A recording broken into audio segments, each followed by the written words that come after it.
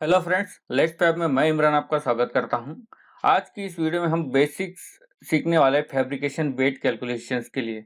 आगे से हम कुछ वीडियोस के सीरीज बनाने वाले हैं जिसमें हम फैब्रिकेशन की जो शेप्स है, जिसमें बहुत सारे शेप्स है, उन सब का वेट हम कैलकुलेशन किस तरह से कर सकते हैं, उनका पूरा कॉन्सेप्ट समझेंगे और किस तरह से हम उसको आसानी से कैलकुलेट कर सकते हैं ताकि हमें उसके पीछे का जो मैथ है और जो भी फार्मूलेज है वो सब समझ में आए और इसका जो कॉन्सेप्ट है, सही तरीका वो हमें पता चले और हमें फार्मूलेज़ की भी ज़्यादा फार्मूलेज़ को भी याद रखने की ज़रूरत नहीं पड़े। इसी तरह से हम फैब्रिकेशन के जितने भी शेप्स हैं, सारे शेप्स के वेट कैलकुलेशंस के बारे में सीखने वाले हैं। तो आगे हम एक-एक शेप्स का वीडियोज़ कवर करने वाले हैं। उससे पहले हम सबसे पहले एक इस सीरीज़ को शुरू करने से पहले हम एक बेसिक वीडियो बना रहे हैं फैब्रिकेशन वेट कैलकुलेशंस का, जो कि इम्पोर्टेंट है। तो आप इस वीडियो को स्किप मत कीजिए, इस वीडियो को पूरा देख लिए ताकि ये सारे जो आने वाले वीडियोज़ है, उनके लिए बेसिक रहने वाला है और आपको अगर ये बेसिक पता रहा तो आगे आपको जितने भी हम शेप्स के वेट कैलकुलेशंस करेंगे वो काफ़ी आसानी से रहेंगे। अगर आप हमारे चैनल पे नए हैं तो हमारे चैनल को सब्सक्राइब ज़रूर कर लीजिए। इस चैनल पे हम फैब्रिकेशन से रिलेटेड वीडियोज़ डालते हैं। अगर आप सीखना चाहते हैं तो हमारे चैनल से जुड़े रहिए और नोटिफ़िकेशंस के बटन को भी क्लिक कर दीजिए। तो चलिए आज के इस वीडियो की तरफ जाते हैं। सबसे पहले हम अगर आप देखोगे तो सबसे पहले हम फैब्रिकेशन वेट कैलकुलेशंस के बारे में समझेंगे। तो वेट कैलकुलेशंस तो आपको काफ़ी लोगों को इसमें आता भी रहेगा और पर बहुत सारे लोग ऐसे जो न्यूकमर्स है और जो ज़्यादा कुछ जानते नहीं है फैब्रिकेशंस में, उन लोगों को वेट कैलकुलेशंस के बारे में बहुत सारी दिक्कतें आती है। उन्हें बहुत सारे फार्मूलेज़ नहीं पता होते या तो कैलकुलेट करते हैं तो गलत आ जाता है उनका आंसर। इस तरह से बहुत सारे ऑप्शंस और बहुत सारे तरीके हैं जिससे हम फैब्रिकेशन वेट कैलकुलेशंस कर सकते हैं।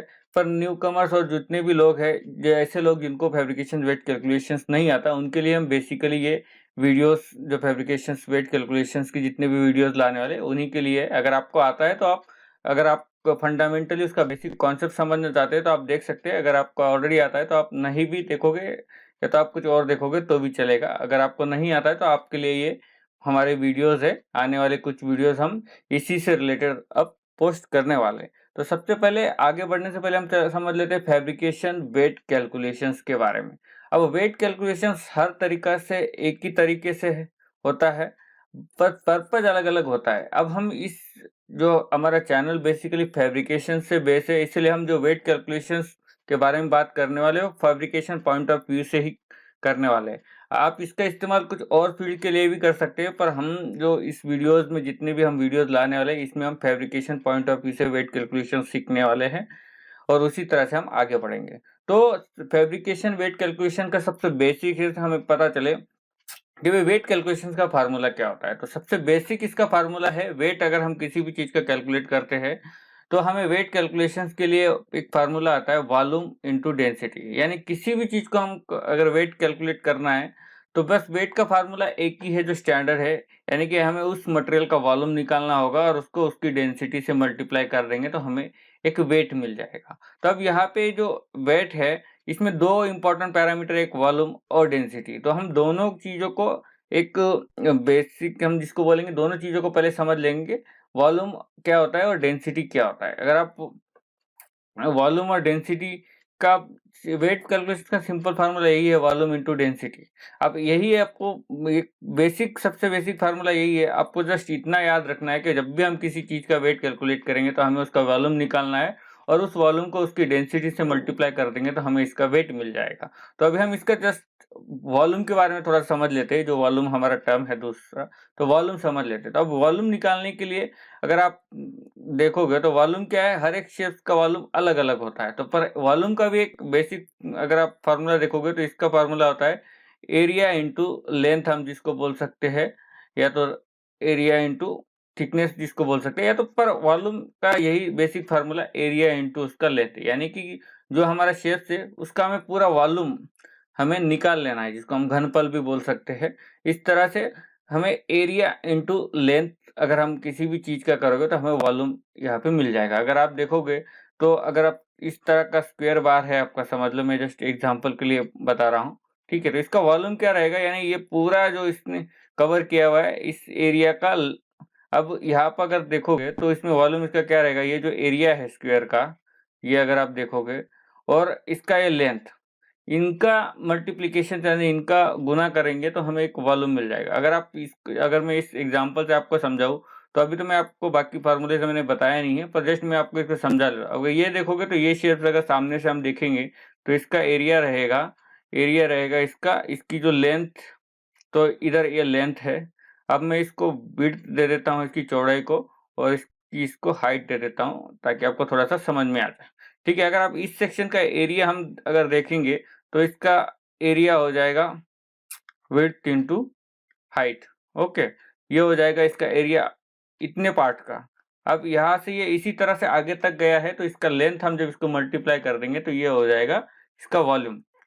तो जो भी हम जिस तरह के भी शेप्स हम यूज़ करने वाले हैं फैब्रिकेशंस में, हम उसका वॉल्यूम कैसे निकालेंगे वो भी आगे इसकी वीडियोज़ में देखेंगे। पर्टिकुलर शेप्स का किस तरह से हम जो जितने भी वीडियोज़ में जितने भी शेप्स का वेट कैलकुलेशंस करने वाले हैं, वो सिंपल तरीके से करने वाले हैं। आपको ज़्यादा फार्मूलेज़ की भी बहुत ज़्यादा याद रखने की भी ज़रूरत नहीं कि इस तरह से हम उसको लेने वाले हैं, ताकि आपको ये जो कॉम्प्लिकेशंस है वो भी ना लगे। ठीक है? तो ये मैंने एक एग्जांपल के लिए आपको बताया। वॉल्यूम क्या होता है? वॉल्यूम उसका एरिया, उसका लेंथ, यहाँ पर हम कर देंगे मल्टीप्लिकेशन तो हमें इसका वॉल्यूम यहाँ पे मिल जाएगा। और डेंसिटी एक अलग चीज़ है। अब हमें जब भी हमें एरिया कैलकुलेशंस करने होते हैं तो हमें एरिया के कुछ फार्मूले बेसिक पता होना चाहिए। तो अगर आप खुद से आपको पता है तो ऑलरेडी, तो एरिया के बेसिक जो ज्योमेट्रिक शेप्स होते हैं उनके एरिया काफ़ी लोगों को पता होते हैं। जिनके नहीं पता है उनके लिए बेसिक 2 या 3 फार्मूले आप याद कर लो, या तो आप समझ लो कि क्या है। अगर सबसे पहले अगर हम देखेंगे तो रेक्टेंगल अगर हम हैं, तो इसका एरिया का फार्मूला क्या होता है? इसकी ये जो विड्थ अगर है, विड्थ और अगर हाइट बोले हम इसको, तो ये दोनों का मल्टीप्लिकेशंस अगर हम करेंगे विड्थ और हाइट, तो ये हो जाता है इसका रेक्टेंगुलर शेप का एरिया।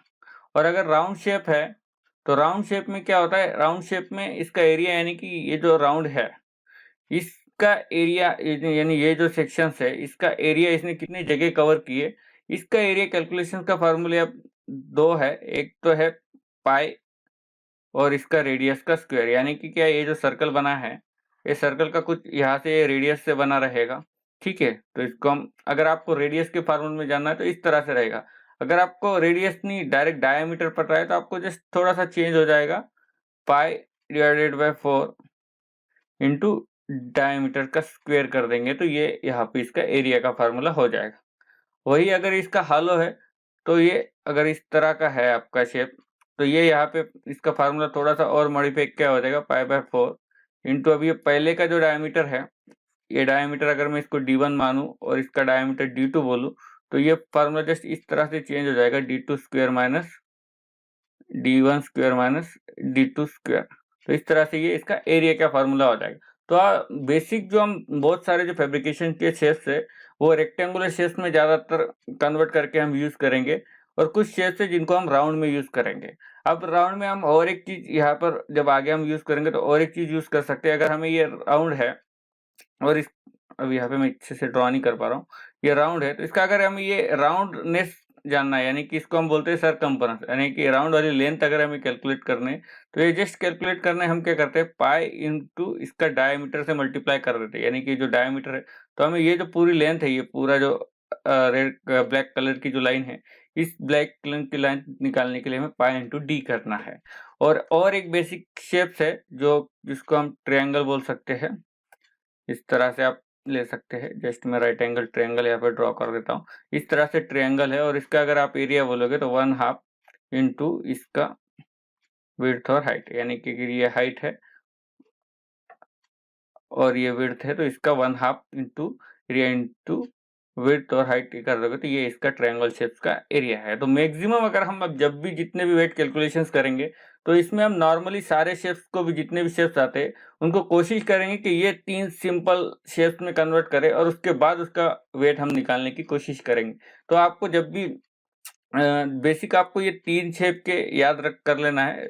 सिंपल ही है, काफ़ी ज़्यादा डिफ़िकल्ट नहीं है। अगर आपको नहीं समझ रहे तो वापिस से आप वीडियो देख लीजिए, कोई चीज़ समझ में आएगी, या तो आपने ज्योमेट्री पढ़ा रहेगा तो आपको ये ऑलरेडी पता है। तो जब भी हम वेट कैलकुलेशंस करेंगे आगे के, तो सबसे इम्पोर्टेंट हमें रेक्टेंगुलर का एरिया पता होना चाहिए। उसका एरिया कैसे कैलकुलेट करते हैं, ठीक है? उसके बाद राउंड शेप का एरिया पता होना चाहिए, और ट्रायंगुलर शेप्स का एरिया पता होना चाहिए। ज़्यादातर हम राउंड और रेक्टेंगुलर 2 ही ऐसे ज्योमेट्रिकल शेप्स है जिसका अगर हमें बेसिक फार्मूलेज अगर पता है एरिया का, तो हम बाकी मोस्ट ऑफ द सारे शेप्स जितने भी फैब्रिकेशंस में शेप्स यूज होने वाले हैं, उन सब का हम इन दोनों के ही हेल्प से निकाल सकते हैं। अब हम आगे जब सारे एक-एक को समझेंगे तो उसमें अगर कोई नया फार्मूला, कुछ नया चीज़ यूज़ करते हैं तो हम उसको वहाँ पे एक्सप्लेन कर देंगे। तो बेसिकली आपको यहाँ पे मैंने ये वॉल्यूम को निकालने के लिए जो टर्म्स है, एक एरिया और लेंथ, तो एरिया आपको समझा दिया किस तरह से है, और अब ये 2 शेप बेसिकली रेक्टेंगुलर और राउंड को आपको याद रखना है कि किस तरह से इनका एरिया निकलता है। और वॉल्यूम क्या रहेगा, जस्ट इस एरिया को इसका लेंथ अगर मल्टीप्लाई कर देंगे तो ये इसका एरिया हो जाएगा। इसी तरह से इसको भी इसका लेंथ मल्टीप्लाई कर देंगे तो ये इसका वॉल्यूम हो जाएगा। वॉल्यूम निकालने के लिए जस्ट आपको एरिया को मल्टीप्लाई करना है उसकी लेंथ से, तो इस तरह से इसका वॉल्यूम निकल जाएगा। अभी हम इसका जो नेक्स्ट पार्ट है हमारे वेट का, तो इसको हम नेक्स्ट पार्ट जो इसको हम बोलेंगे डेंसिटी को समझ लेते हैं। तो एरिया को, तो वॉल्यूम को तो समझा हमने, वॉल्यूम में 2 कंपोनेंट होते हैं, एरिया और लेंथ मिलके वो इनका मल्टीप्लिकेशन से वॉल्यूम आता है। और दूसरा इसके वेट कैलकुलेशंस के फार्मूले में पार्ट होता है डेंसिटी। अब डेंसिटी क्या होता है? डेंसिटी के माने होते हैं इसके घनता, यानी कि क्या है, अगर कोई इस तरह का शेप्स है तो इस शेप में जो डेंसिटी यानी कि क्या होगा कि ये जो 1 केजी पर मीटर क्यूब में इसको नॉर्मली डिनोट करते हैं, जो हमारा डेंसिटी होता है। तो इसका मतलब क्या होता है, ये कितने मीटर क्यूब यानी कितने वॉल्यूम में कितना केजी इसका वेट रहेगा, ये बेसिकली ये स्टैंडर्ड होता है। डेंसिटी जो है मोस्ट ऑफ द जो मटेरियल है, डेंसिटी ये मटेरियल पे डिपेंड करता है। जितने भी सारे मटेरियल्स है, हर एक मटेरियल का एक स्टैंडर्ड डेंसिटी होता है और उसी डेंसिटी की हेल्प से हम इसका वेट कैलकुलेशन करते हैं। तो जो डेंसिटी है वो केजी पर मीटर क्यूब में बताते हैं, यानी कि क्या है, अगर अगर मैं किसी चीज़ का कहूँ कि ये 7850 केजी पर मीटर क्यूब है, तो इसका मतलब क्या है कि जो अब ये एक यहाँ पे मैंने एक कार्बन स्टील का लिया हुआ है, तो मतलब ये मटेरियल पे डिपेंड होता है। तो एक एग्जांपल के लिए मैंने कंसीडर किया कि कार्बन स्टील का मटेरियल है और उसकी डेंसिटी है 7850 केजी पर मीटर। तो इसका मतलब क्या है, जो कार्बन स्टील का मटेरियल होता है वो 1 मीटर क्यूब में 7850 केजी होता है। तो ये इस तरह से इसका मतलब होता है। ठीक है, तो अभी आपको मोस्ट ऑफ द जो स्पेसिफिक ग्रेविटी वे डेंसिटी का मैं पहले एक्सप्लेन कर दे रहा हूँ आपको। एक डेंसिटी क्या है, आपको मटेरियल के हिसाब से डेंसिटी पता होना चाहिए। तो अब फैब्रिकेशंस में जो नॉर्मली मटेरियल्स होते हैं वो कार्बन स्टील होता है, स्टेनलेस स्टील होता है और अदर कुछ मटेरियल्स होते हैं जिसके बारे में हमें पता होना चाहिए। तो पहले सबसे पहले मैं आपको कुछ डेंसिटीज यहाँ पे जो मोस्ट ऑफ द, अगर आप देखोगे तो फैब्रिकेशंस में कार्बन स्टील और स्टेनलेस स्टील ये 2 ही मटेरियल ज़्यादातर यूज़ होते हैं, पर मैं कुछ और 4-5 इसके आपको डेंसिटी बता देता हूँ ताकि आपको पता रहे। ठीक है? और डेंसिटी से पहले मैं एक टर्म आपको एक्सप्लेन कर देता हूँ, उसके बाद मैं आपको उसका, या तो मैं लिख ही देता हूँ यहाँ पे, अगर कार्बन स्टील है तो यहाँ पे आएगा 7850। ठीक है, स्टेनलेस स्टील है तो यहाँ पे आएगा 8000। अगर आप एल्यूमिनियम यूज कर रहे हैं तो यहाँ पे आएगा 2700। आपका अगर कास्ट आयरन है, यहाँ पे मैं लिख देता हूँ, कास्ट आयरन अगर है तो यहाँ पे आएगा 7200। अगर आप कॉपर है तो कॉपर का मटेरियल का होता है 8960। और एक ब्रास का मटेरियल ले लेता हूँ, ब्रास भी बहुत सारा यूज होता है फैब्रिकेशन में, 8450। अब ये सारे केजी पर मीटर क्यूब में है। ठीक है, अब ये जो मटेरियल का आपको इनको ध्यान में रखने की जरूरत नहीं है, मैं आपको बताऊंगा और कैसे आप इसको और सिंप्लीफिकेशंस पे जाते हैं। अब यहाँ पे जो डेंसिटी होता है हम केजी पर मीटर क्यूब में ही यूज करते हैं।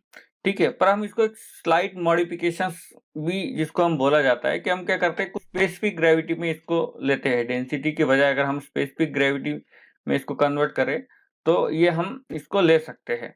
पर कुछ चीजें ऐसी होती है जिसको हम, अगर आप इसको डेंसिटी को अगर स्पेसिफिक ग्रेविटी, अभी हम एक और टर्म समझ लेता हूँ, जब हम आगे तो स्पेसिफिक ग्रेविटी भी टर्म्स हम यूज कर सकते हैं। तो स्पेसिफिक ग्रेविटी एक्चुअली होता क्या है, स्पेसिफिक ग्रेविटी जो होता है मटेरियल का, वो क्या होता है, जो अभी की जो इस मटेरियल की डेंसिटी है उसको स्टैंडर्ड जो डेंसिटी है यानी कि वाटर की जो डेंसिटी है उससे डिवाइड कर देते हैं, यानी कि density of material divided by density of water अगर करोगे तो ये एक स्पेसिफिक ग्रेविटी हो जाती है। जैसे कि अगर आप देखोगे कि 7850 डिवाइडेड बाय अभी वाटर के अगर करोगे तो 1000 आएगा, तो ये आ जाएगा 7.85।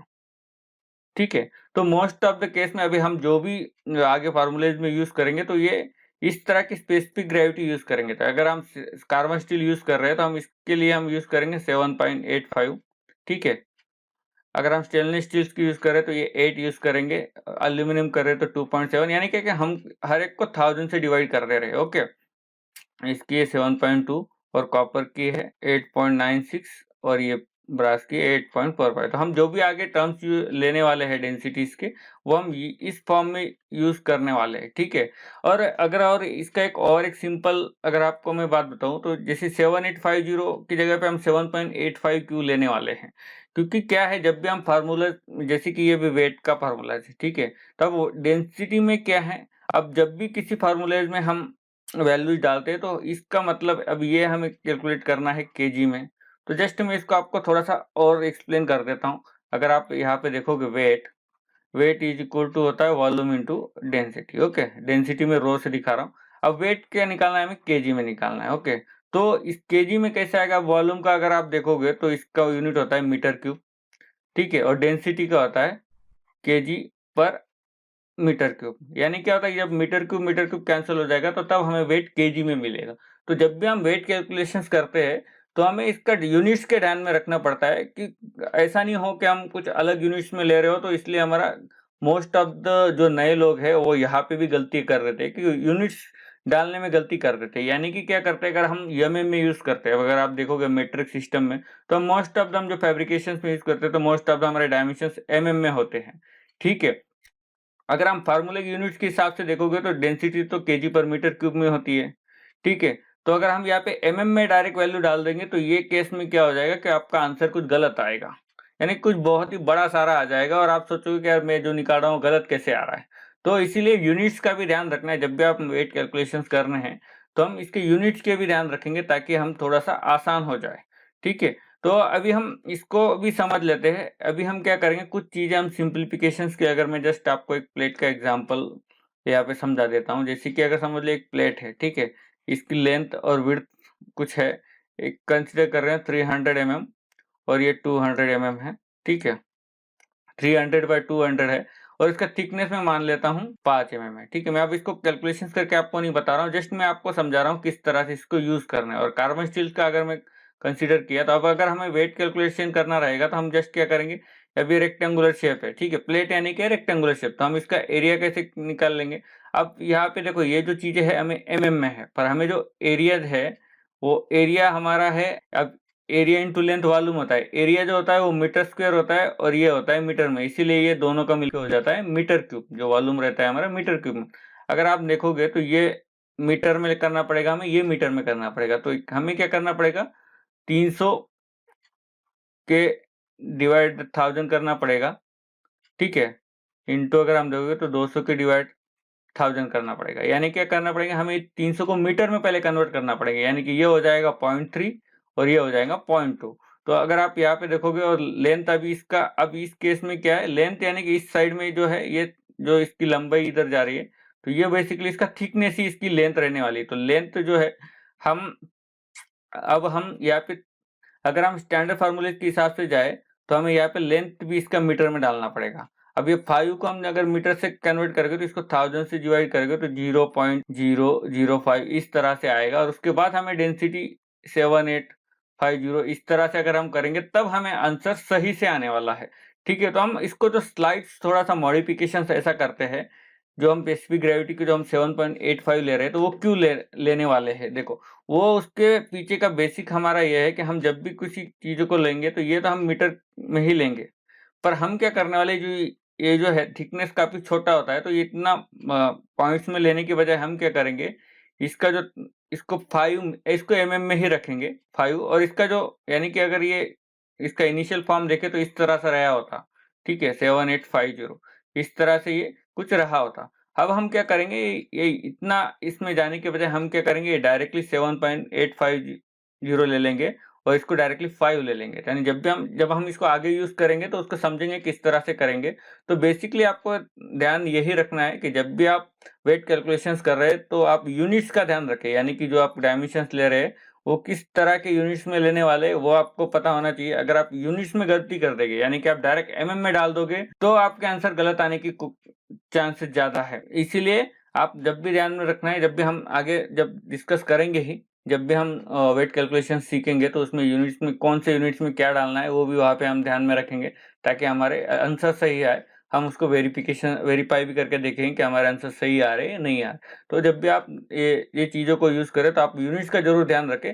आप ऐसा ना करें 1 mm में डाल रहे हो, 1 मीटर में डाल रहे हो और एक चीज़ अलग में डाल रहे हो। तो इस तरह से क्या हो जाएगा, अगर हम स्पेसिफिक ग्रेविटी अगर लेते हैं तो यहाँ पे क्या हो जाता है, इसका ये यूनिट इसका हट जाता है, क्योंकि ये यूनिटलेस हो जाता है। तो मोस्ट ऑफ द केस में कुछ चीज़ें में मैं अभी यही रहने दे रहा हूँ, स्पेसिफिक ग्रेविटी 7.85 2.7 यही यूज़ करने वाला हूँ सिम्प्लिफिकेशंस के लिए, ताकि ये हमने कैसे लिया हुआ है, ये स्पेसिफिक ग्रेविटी से आप अगर आप इसको स्पेसिफिक ग्रेविटी यूज़ करने वाले हैं, यानी ये मैंने आपको स्पेसिफिक ग्रेविटी का टर्म इसलिए समझाया, इसको अगर आप 7.85 जो इस तरह के हम जो डेंसिटीज़ जिसको हम स्पेसिफिक ग्रेविटी भी बोलते हैं, अगर आप स्पेसिफिक ग्रेविटी जो मटेरियल है, आप या तो आपको इतना 7850 इतना याद रखने की जरूरत नहीं, 7.85 याद रख सकते हैं, 8 याद रख, इस तरह से याद रखोगे तो आपको ज्यादा से कुछ आप बेसिक 2 ही मटेरियल के भी याद रखोगे तो भी चलेगा। कार्बन स्टील और स्टेनलेस स्टील ज्यादा से ज्यादा फैब्रिकेशंस में यूज होता है, तो आप उन दोनों का ही याद रख लोगे तो ज्यादा